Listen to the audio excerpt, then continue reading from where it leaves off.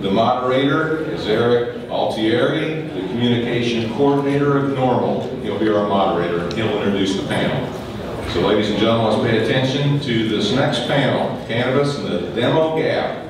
Who doesn't support cannabis legalization, and what can we do about that?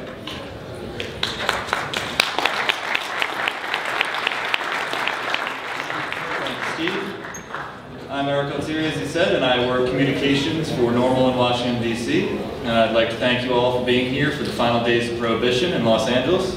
And that's something we can finally say with a degree of certainty. You just have to take a quick look at the polling trends in the past couple of years to see where this movement's going. And the people outside of this room are finally realizing what we've known in here for a long time. And that it's time to legalize marijuana, regulate it, and control the market. Take the money out of the criminal cartels and use it for our benefit of our society. Over the past year, we've at least had a handful of polls from as highly regarded places as Rasmussen, showing us with well over 50% support for legalization. The end zone is in sight here, and we just really need to seal the deal. But to do so, we need to close some critical gaps that exist among support for some key demographics, and that's what our panel is here to discuss with us today. Coming up first, we have Sabrina Fendrick she's one of the chief architects and coordinators of the NORML Women's Alliance.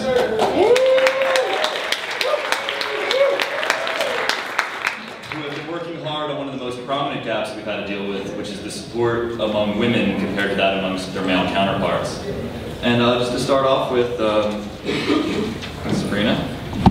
Just very generally, women have typically supported cannabis law reform at lower rates than their male counterparts, sometimes by as much as 10% or more. And what do you think it is that makes women more hesitant to come out, at least publicly, to back marijuana reform measures and legalization? Thank you, Erik. Well, first let me start off by saying women are 50% of the entire population. Obviously, there's women and there's men. And when we talk about demographics and trying to break things down, that is one of the broadest possible demographics. You can have, just like there's many different kinds of men, there's many different kinds of women. But obviously there are some things that separate women from men, more than physically, psychologically, communally. So in terms of why this gap seems to continue to exist between men and women in support for legalization, I think has two separate answers. The first one is I do not truly believe that the polls are accurate in communicating exactly how many women do support this, because even women that I've known personally have told me if a pollster, if a random person were to call them, especially parents, and ask them if they supported legalizing marijuana, even if they did, they wouldn't say it. So you have to account for that kind of gap. And because I know people that have expressed that to me, there's got to be an exponential number of women out there like that. So these are women, I consider them silent supporters. And they're afraid mostly of repercussions, the social repercussions, the professional repercussions. Women already have to work twice as hard to be considered half as good in the workplace. And the symbolism around marijuana and a marijuana user, there's still a stereotype that the mainstream is going away, but still is very prevalent. And then of course there's the more extreme side of the repercussions, which can come to taking your children away, which is something that we focus on a lot. So those are the one aspect of, I think, why there are a couple points behind. And then of course there are the people that truly do not support this issue, and I call them prohibitionists. And they don't support it for several reasons, in my opinion. There's a symbolism that is connected to marijuana. It has associations with a lot of things. A lot of people consider it a moral issue and wrap it up with a lot of moral concerns in society. And so they feel that it is morally wrong, and we're talking about the morally conservative women, but people that essentially look at it as something that our society should not do, is harmful, is morally wrong. And also that legalization would send the wrong message, that, oh, we don't want our kids to use more marijuana, this is going to tell them that it's okay to smoke. What are we going to tell our kids? How their use is just going to go up. There's also a factor where women are more safety caution conscious, especially when it comes to being caretakers and mothers. They also tend to believe authority a lot more. They actually listen and take to heart a lot of what the reefer madness and the propaganda that's been fed to them by the government their entire lives, since we're on year 75 or 100, as I heard in the last panel. So every generation and their parents before them, the mothers tend to believe that and pass that on to their children. They hear it in school and they take it to heart and they truly feel that these things are going to happen. And they're essentially uneducated. They just need to be educated. And then there's, within this group, I think there's one that's really interesting that I want to point out before we move on. In Prop 19, it failed on a large part because of women and seniors. And I was looking at a lot of the exit polling. One of the points that a lot of people made was their concern over the driving issue and their children's being on the roads with stoned drivers. And this is something that comes up and continues to come up. I even have a personal experience. My mother's from California and she has really good friends. They're liberal. They live in the San Francisco area, support all liberal issues, but were against Prop 19. And they were against Prop 19 because they were afraid that their 26-year-old daughter was going to be on the road with a bunch of stoned drivers. Which, to that, I couldn't believe that. I mean, these are the same people that have the same ideology, but even they believed that it was more dangerous. They had this false understanding. So those are the two different meanings behind why support is less among women, and the way to bring the support up is to educate the prohibitionists and tell them there's a difference between use and abuse, and you know, it's not a moral issue, it's a responsibility issue and a harm reduction issue, and there is such a thing as responsible use. And then also to make the women who do support feel comfortable and safe about coming out and supporting this and being vocal about it without fear of repercussions. And the support issue isn't just a mainstream support issue. There's definitely a issue with bringing in new women activists and young people into the movement. Could you speak to the kind of the efforts that NORML Women's Alliance is doing, the Sister to Sister program and other things that you've done to bring in new women to feel welcomed into the movement ourselves and turn them into activists? Sure. Well, there definitely seemed to be a deficit of female activists, especially ones that were my age. And I started to see that there were a lot in SSDP, but there wasn't, it's not that there wasn't room, but it didn't appear to be space for women or women-focused issues. So one of the things we did was to try to support women. We created this mentoring program called Sister to Sister with SSDP, which was to connect women who believed in marijuana legalization that wanted a support system and a support structure from other women that were hopefully in their local region and could get together and support each other in their efforts to get involved locally, whether it's with their NORML chapter or their SSDP chapter or whatever chapter or kind of reform effort is going on, but do it through the scope of women and women's issues and looking out for all aspects that surround parenting and children and that kind of messaging that's been left out to the extent that it needs to be refocused and reintroduced and taken away from the prohibitionist argument. So it just needs to be turned around. The other things we do, we have community organizers around the country as well, so women that are willing to step up and start a Facebook page and holding meetings in their communities. And they're not, it's very organic, and for women who want other women to come out and feel safe about organizing and speaking out, it creates a platform and a forum for them to do that. And women feel a lot safer amongst each other and within a group.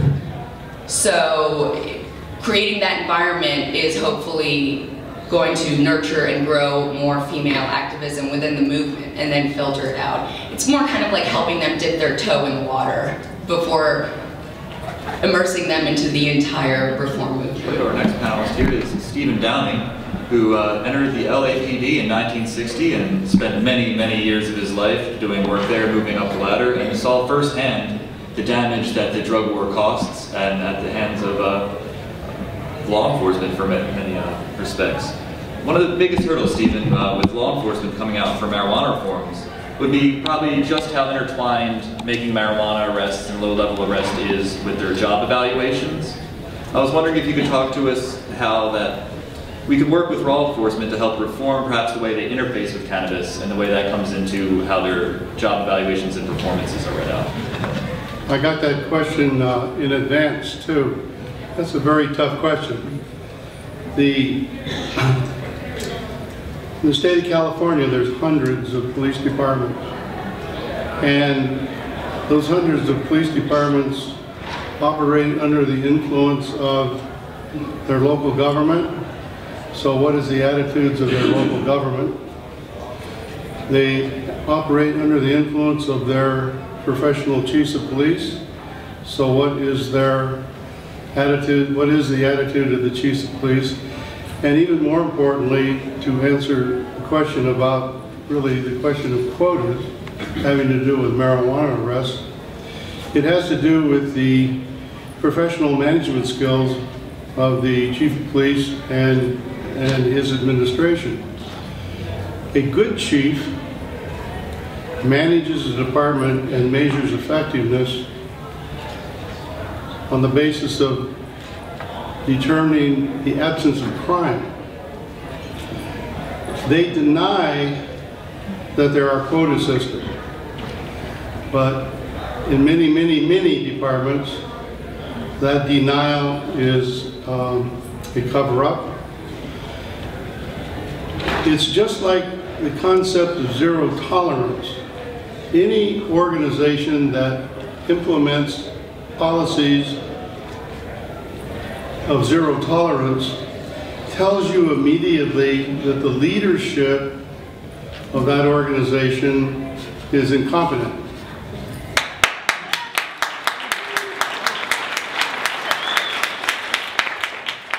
When a police department has quotas, the leadership of that police department is incompetent. A leader needs to motivate people toward the proper goals of law enforcement. Okay, so what about marijuana arrests? When I first started, I was the commander in charge of narcotics.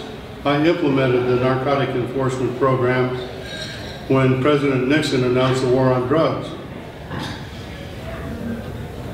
At that time, possession of any amount of marijuana was a felony.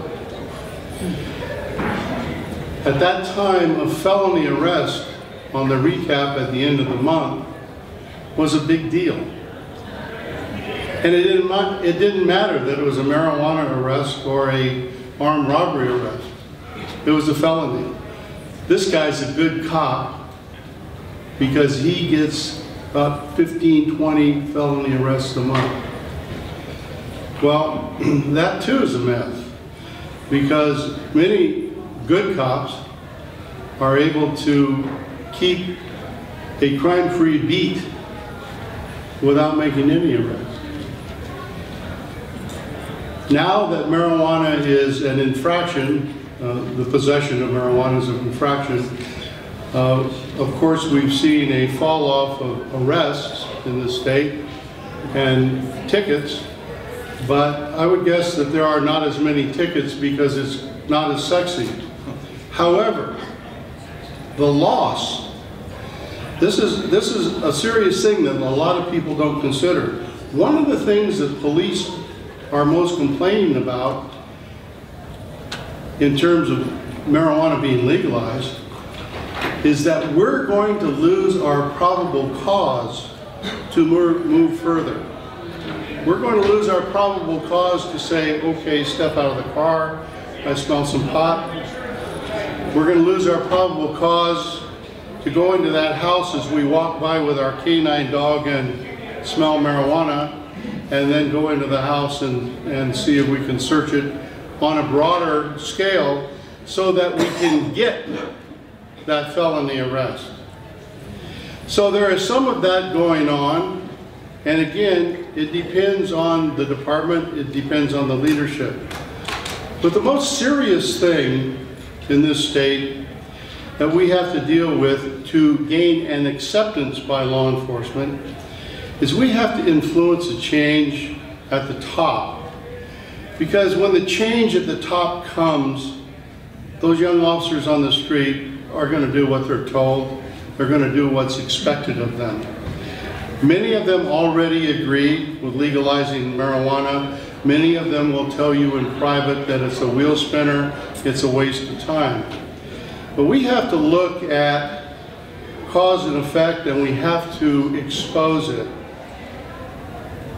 One thing that's hugely problematic to me on many, many levels is this thing called asset seizure. And marijuana plays a major role in promoting asset seizure.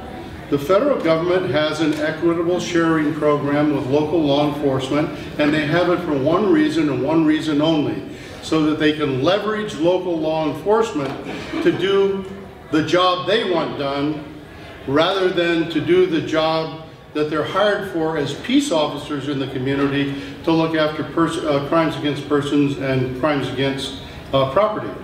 They want drug warriors, and so they leverage the police departments with things like grants and asset seizures and task forces, and over the years that leveraging has become what I call turning many police departments into what I call policing for profit.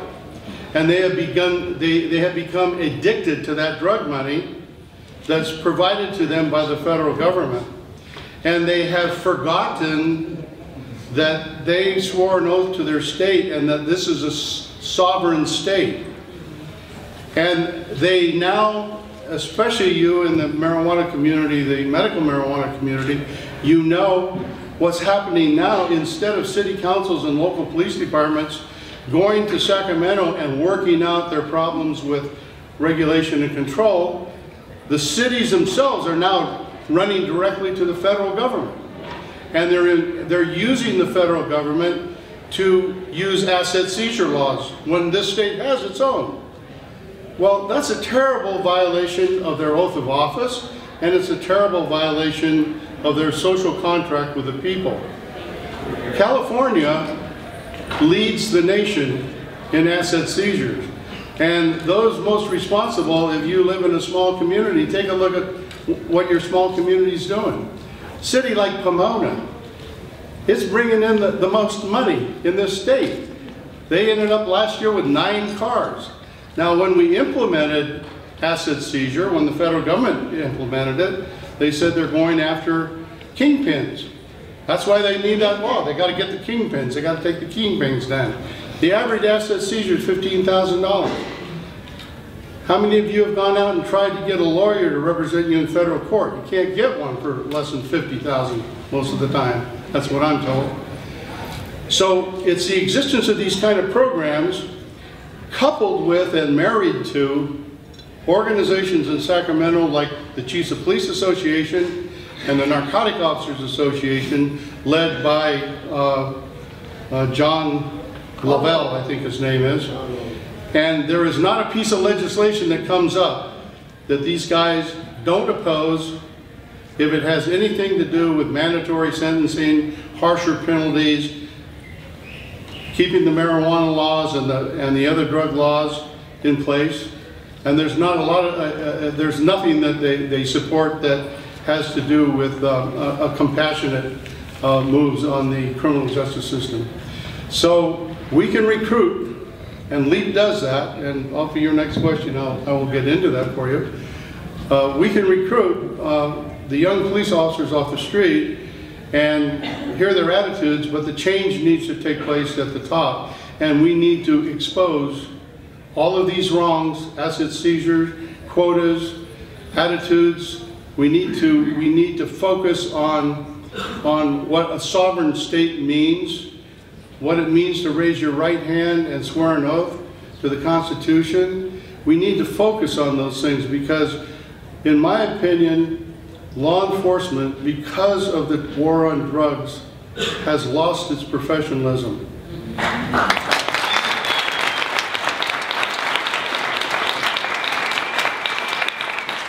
Also, what do you see as keeping law enforcement away? Is it job security? Is it just the social stigma amongst their peers?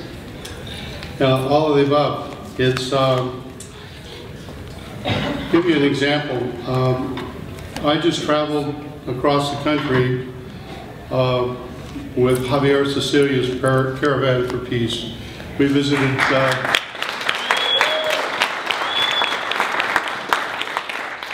my good friend Sam Sabazar. He traveled with us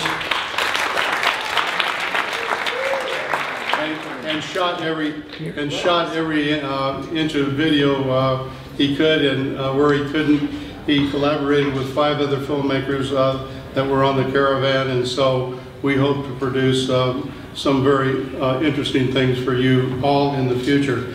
Anyway, in those travels, we did everything, demonstrations, marches, and of course, everywhere we were, there were local policing and providing security for what we were doing as a caravan.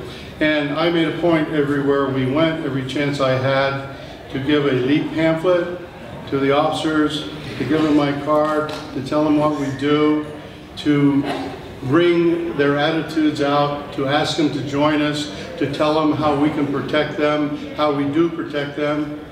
And at one place, we were in Chicago.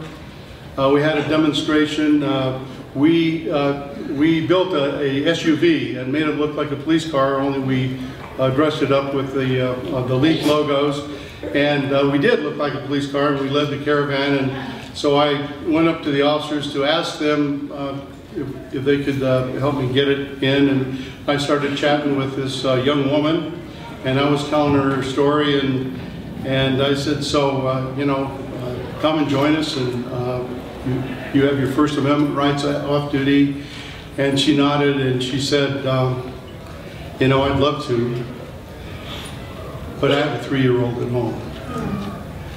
And what was she was telling me is, she said, I have a job, I have to provide for my family, and the social pressures, the cultural pressure, the peer pressure, the administrative pressure, those are all pressures that keep a lot of cops from speaking out and telling their stories. We do in LEAP have people that are on duty. We have a working prison warden who's on our national board. We have active duty officer in Canada, and we have several others. But they are truly the courageous ones, and I assure you that their careers suffer when they speak out. Many of you may have read about the young border patrolman, a couple of months on the job. He had heard about LEAP, and he was sitting on the border and watching for violations, and said to his partner, he said, you know, I was reading about LEAP, he seemed to have some pretty good ideas about this marijuana thing and whatnot, and his partner reported him, he's fired. Well, word gets out like that, and it's problematic. I think the guy has a great lawsuit, but still, he's not providing for his family at the moment. So what can we do to help these young police officers around? And I say, any police officer, and I'm sure all of you know police officers, you have some in your families, you know them as neighbors or whatever. Number one, don't treat them as an enemy because they have a different view. They all came from this society of ours, and so they all have differing opinions and different experiences. And then they went into police academies and they got buried in the cultures, and they were told things like I was told, and you know, I thought all drug users were bad guys when I came out of the academy because that's what they told me. I didn't know any different. And then I found out for myself. So don't treat them as an enemy, but treat them as someone who can benefit by the education that you can give them, and give them that education in a way that they can absorb it, that they're not defensive, and then you can help them by referring them to LEAP. And we will nurture them. We will give them the materials to join. We let them be anonymous. We have letters that they could, if they want to come out, we have letters that they can deliver to their command officers that says, here's what I'm going to do, off duty, no uniform, no reference to the department, and it's my First Amendment right. So we help in that way, and we help educate them on how to do that. So I would say to you, to help bring law enforcement into this mix, do the first thing I talked about the top echelons, and then with the young guys, because the young guys are going to promote. One day they're going to be running these departments. One day they're going to be the managers. And so help them along, get them to think, and when their thinking reaches a level that you think is worthwhile, refer them to LEAP, and we'll put them on board, and we'll help build their courage, and we'll help get the job done. To our next panelist, we have Paul Kuhn, who is the chairman of the board, and he was previously the treasurer of the board, and before that, about 8 million other things. So, Paul, I would like to discuss briefly the 65 and up group. These are starting to move out. The boomers are starting to come out, and they're starting to become of age and retire, but we still lack support in that group. Any polling will show that 65 and up is still a weak spot of ours. What can we do to kind of inform these people and bring them on board when so many things about cannabis, especially the medical benefits, would be so useful to them? Well, I think one of the encouraging factors is that if you look at the percent of increase in marijuana use by age category, the largest increase in the last few years has come from those of us who are over, Erik, I don't remember whether it's 55 or 60 or 65, but 45 for you, Paul, right? That's 20 years ago, maybe, yeah. You know, part of that's just natural, that folks who started using in their 30s and 40s and 50s enjoy marijuana, and maybe even as they get older, they have aches and ailments, and just want to have a good time. They continue using and maybe even tell their friends about it. So Ann may have some thoughts on that too, and I suppose we could both address a couple of demographics that the numbers are not good enough. That's over 65. It's increasing, but it's still a lagging group. And Southerners, we're kind of catching up too, but it's been slow, and Republicans. But I'd have to say, you can't just blame the Republicans. And I'm kind of a recovering Republican now. I've really gone over to the Libertarian side. I'll be voting for Gary Johnson. Again, at least I'm voting Libertarian again. But you know, when you look at the numbers, the Democrats really aren't much better. We are just behind with all active politicians, I would say. It's, as was alluded to this morning, it's not until you retire from office that you can come out and say, well, I was wrong all those years, and we really ought to think about legalizing marijuana. And that's taking place with active politicians, as I think maybe Alan pointed out this morning. More and more are beginning to speak out when they're in office, and maybe a few are even finding out that you can gain votes by being for marijuana. And I saw, I think yesterday or today, that the Republican candidate for U.S. Senate in the state of Washington, and by the way, if you look at how that campaign is coming in Washington, thanks to Rick Steves and many other individuals, the editorials, the major newspapers, the sheriff, the actually active law enforcement as well, as retired, are endorsing that. And so the Republican candidate for U.S. Senate, who I think is behind his Democratic opposition, came out in favoring the initiative yesterday. And my guess is he picked up a few votes. And the good thing about that may be that I hope he's going to kind of push the Democratic candidate to endorse 502 as well. So again, that's an example of a Republican who's willing to speak out, and there are a few, and there will be more. It really begins to change the landscape. And why is it so difficult for Republicans? When you look at the principles of the party, you know, limited government, rights of individuals to make up their own mind, that when programs don't work, we should shut them down and replace them. I mean, marijuana prohibition meets all of those criteria, but it's just hard for Republicans to kind of wrap their mind around that and accept that they should do it. And I think it is, maybe as Sabrina mentioned, it's the kind of moral issue, because the government in the 30s did a very effective job of demonizing marijuana and marijuana users. Even the name, you know, it was used, it was known as cannabis in the 10s and the 20s and the 30s.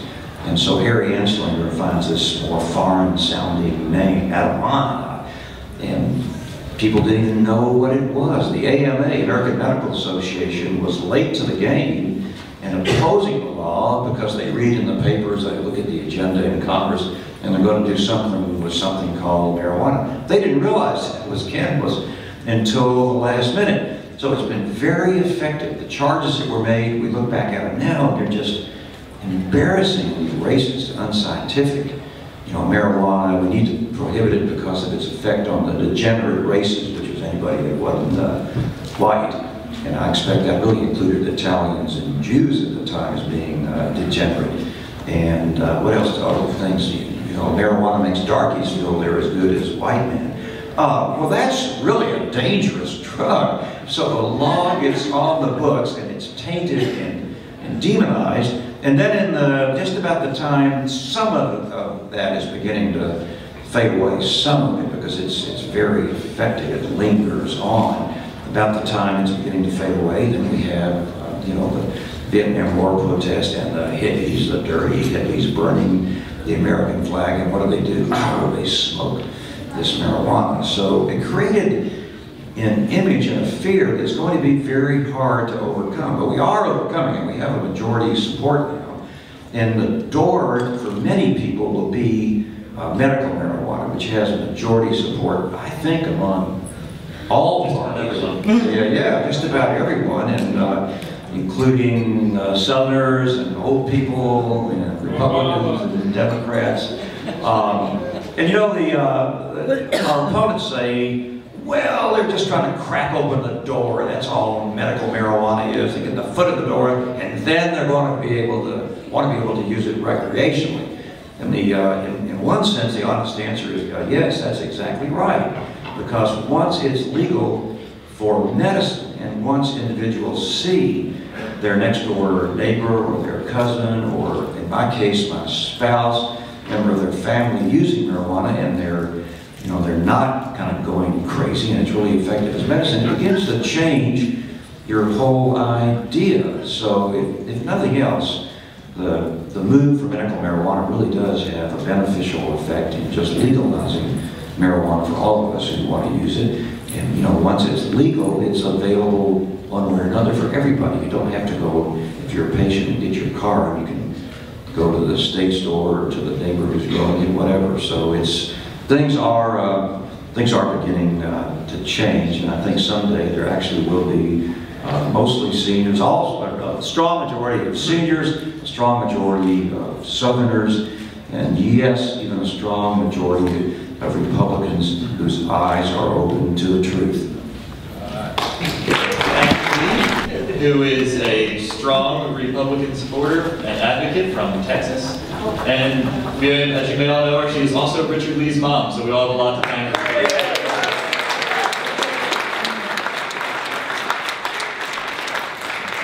I know you feel that perhaps the Republican Party has lost sight of its principles in the past couple of years, and especially with how that relates to how they view the drug war. If you'd like to expand on that a little.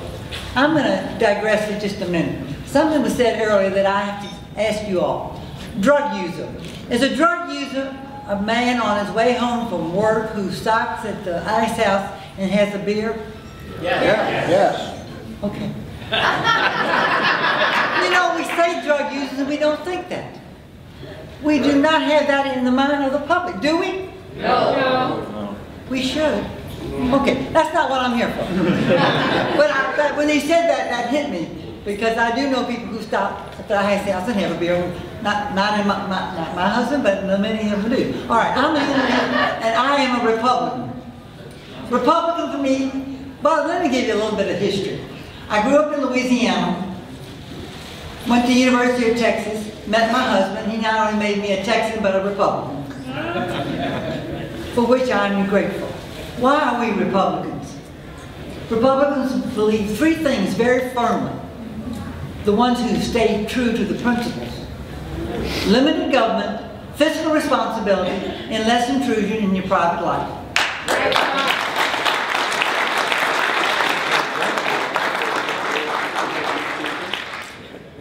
I now ask you, does not the drug war fly in the face of every one of those? Yes.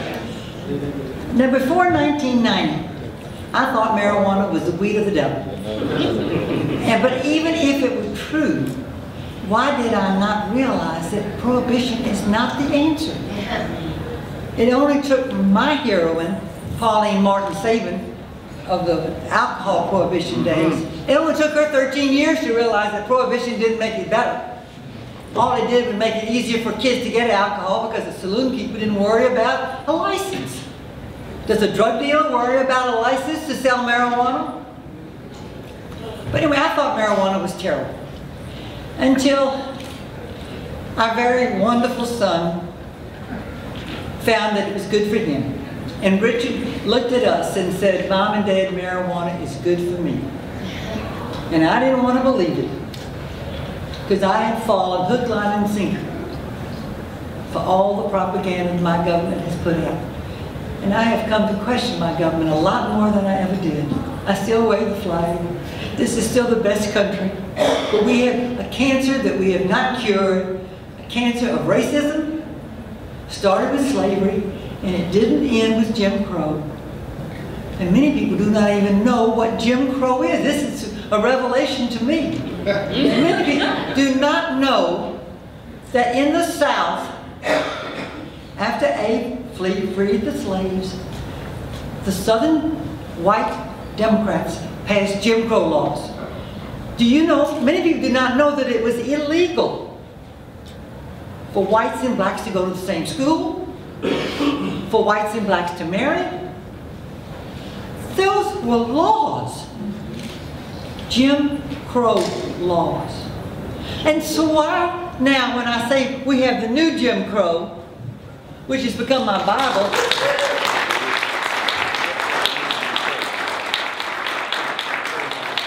and a book that haunts me, and everybody that was, I'm a precinct chairman for the Republican Party, and if you want my endorsement, if you were running for a criminal district bench, you had to read this book. Nice. But I want to brag a bit, because when I came out to Oakland in June of 2010 to work on Prop 19, they thought, the Oakland Tribune thought it was pretty interesting. Here was this 81-year-old white Southern Republican coming to work on Prop 19. So they interviewed me. And I made this statement, and I've kept this because I thought it was a little bit prophetic. I said, on June 25th, 2010, the drug war is so bad, it's the most racist thing we have done since Jim Crow. I had that in print. I actually said that. Not too long later, Michelle Alexander, a very liberal ACLU lawyer, wrote this great book, and I have promoted it all over the place. It is a good book.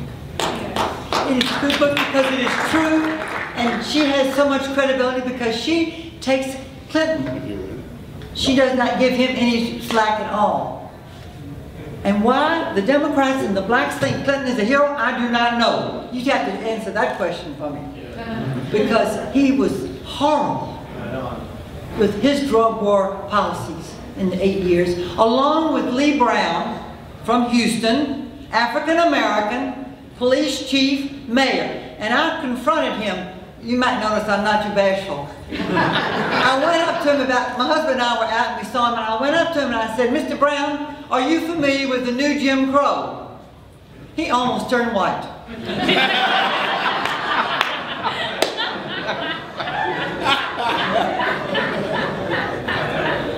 I'm sorry. That's the only way I can say the expression on his face, because he was, I think he had heard of it, but he did not like to be reminded of it. Because he was not good if you call the blacks his people. He was not good to them when he was a drug czar. Now, where am I going with this? The drug war is against all other principles of the Republican Party in which I believe. You cannot be a Tea Party,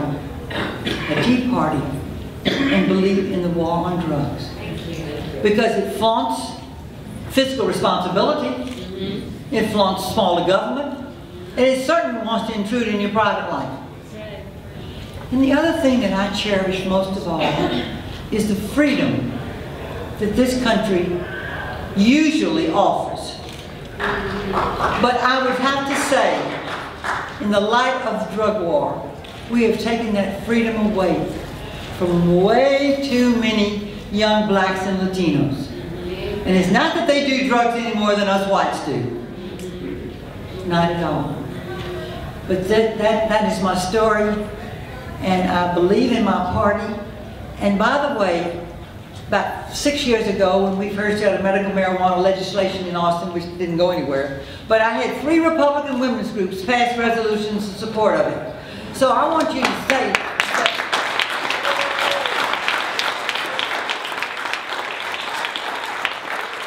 I have many white Republicans, some of them not as old as I am, but they're more your age, who do not support the drug war. And that's my story.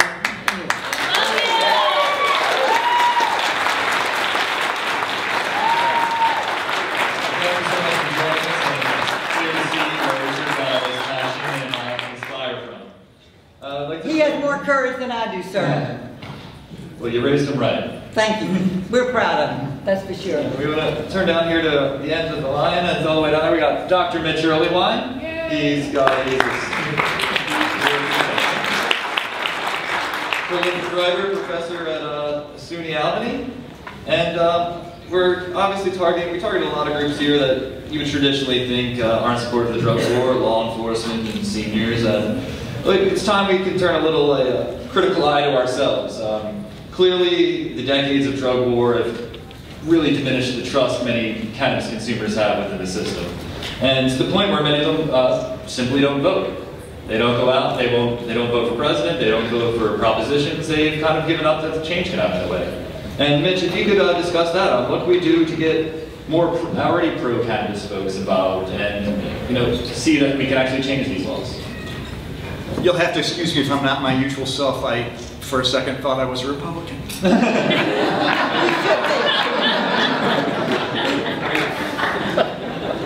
The clincher here for the folks in this room and for the folks who really are outside as well, who really aren't like us, if you can have this image in your mind, if you can imagine a little baby in a life vest on the welcome mat at your house, okay? The welcome mat is your property. It's your home. Asset forfeiture could affect any of us. Asset forfeiture started in the 1700s when John Hancock had a schooner filled with Madeira, the wine, and he didn't want to pay this ridiculous English customs tax on it, and they took it. Okay? That's what pissed us off in the first place. That's why we're the United States.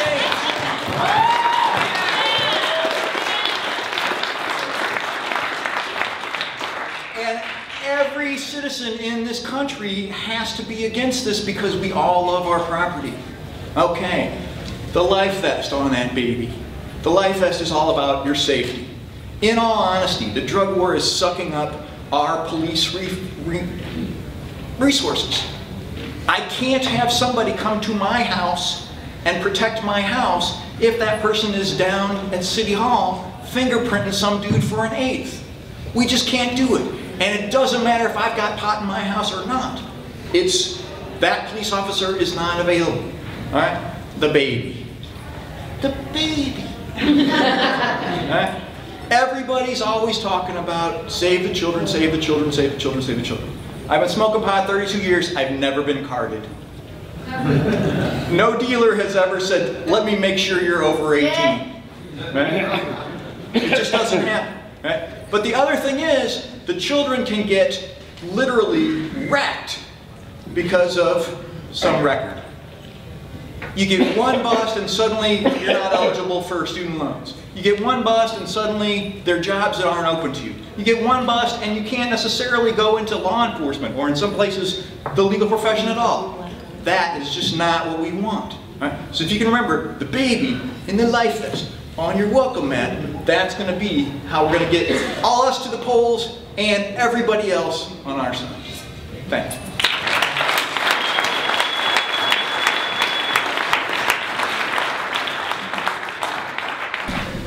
Well, I would say go with everybody you don't know and have never met. Reach out as far outside of your comfort zone as you can, because those are pretty much the people that we need to get. It's easy to talk about it in a room full of legalizers and with all the support everywhere, but when you're going to talk to your mom or your grandmother, some people are more afraid to bring it up. So discuss it with the women in your life and talk about it with people who you would otherwise feel uncomfortable. I heard that you were speaking to somebody at the airport, or she was in the gym this morning. In the gym this morning, yeah, I heard that earlier. You know, exactly that kind of interaction. We had two different people on the planes coming, one to Vegas and one to Vegas to him. We talked to both of them, of course. Exactly, that's perfect. That is a perfect example of what people can do, and just show them that it's normal, mainstream, productive members of society that believe that this issue is a real, current issue that needs to be solved. Well, I discovered one thing. There's at least 3 Republicans at this table. I guess there's only 3. Independent.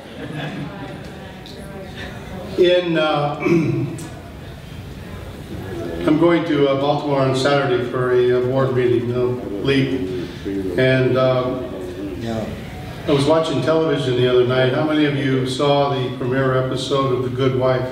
I heard about it. Not many. Well, you know, probably 14 million other people saw it besides the folks in this room, and they did an incredible subplot that had to do with asset seizure and the corruption of professional police and the use of canines on the highway, like is going on today in Nevada.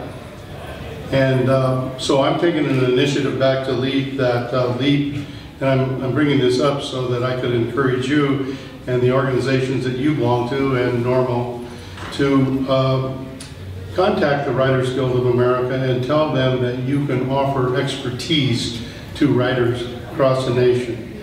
Google writers associations and communicate with them. Tell them you can offer expertise for storytellers. And if you can get the writers of this nation writing about this more than they are now, I think that would be very beneficial. I'm going to make this a major initiative I'm going to try to make this a major initiative for LEAP next year.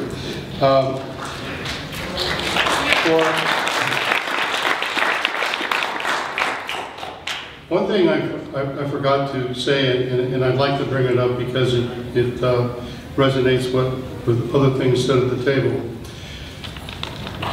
Listen to what is said and evaluate what's behind it in terms of these announcements. You might recall last year that a big announcement in LA was that the police department was behind 3,000 rape kits. And that was just a terrible thing. 3 years, women who had been raped had been waiting for some resolution to the investigations, and they scrambled around. They said, we're going to catch this stuff, and they got $10 million, and they caught it up. But why did it happen in the first place? And if you think about it, at least if you have the expertise to think about it, everyone that's arrested for a drug charge is going to go to court. And they're going to be in court within a certain number of days. And that means that the evidence against them has to be ready. And that means that the laboratory testing, that goes to the head of the queue.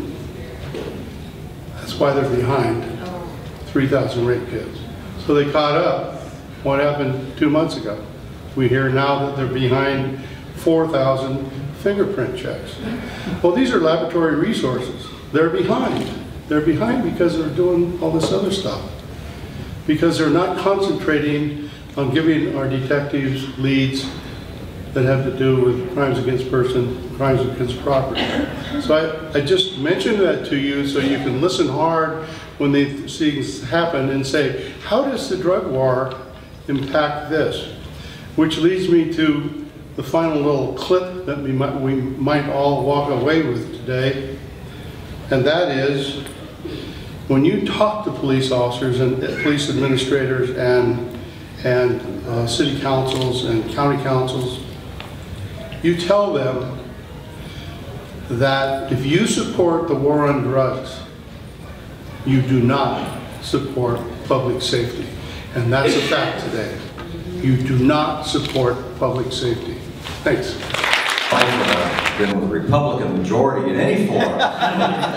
It's pretty exciting. And I would say only that, you know, be nice to Republicans or anybody who is opposed, but maybe willing to listen, because that's how you're going to change views. And the other thing I would say, last thing, is wear that pin.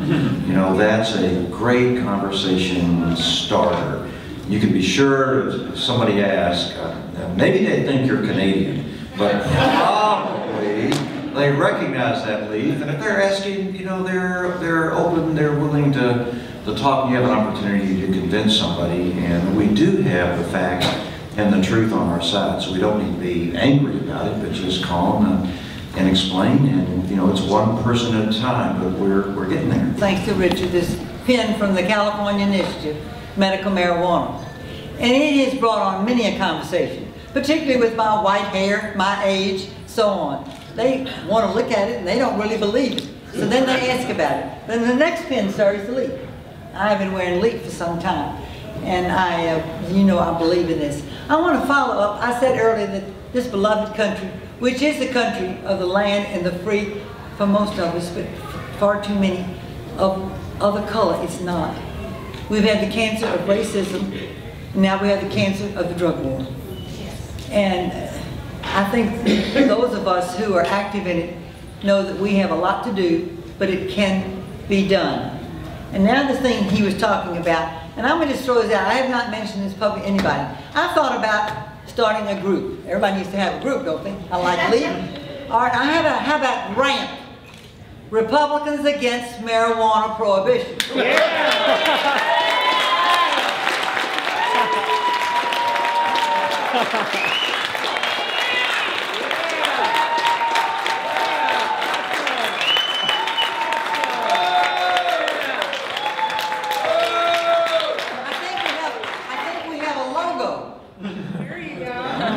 This was in Newsweek, in an article in which Bob, my husband, and I were interviewed over the radio for this article about pot and the GOP.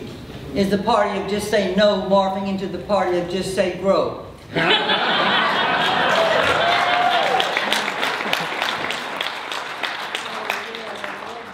I do believe, even at 83, that if we can't grow, we might as well not be here.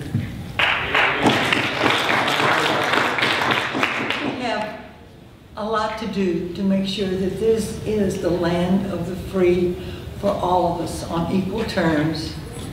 And the new Jim Crow is so bad because it is so true.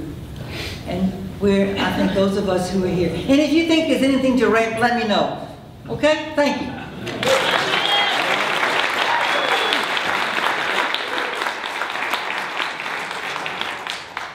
Mitch, perhaps if you just want to close this out by taking your expertise and your long history in the movement and kind of just see where you see at least the advocacy going in the next year or so. Sure.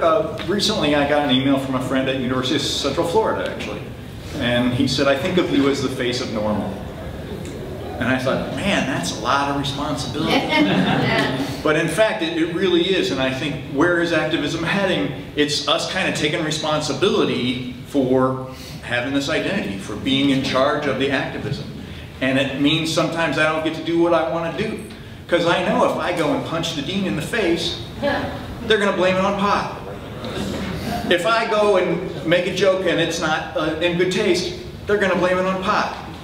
If I don't listen to the hotel and keep from smoking where they don't want me to smoke, they're going to blame it on pot. And so with that responsibility in mind, let's go out as far as we can. Let's go out and represent ourselves in the best light we possibly can, not only to the people we know, but the people who have no idea who we are, because that's our responsibility. Thanks a lot.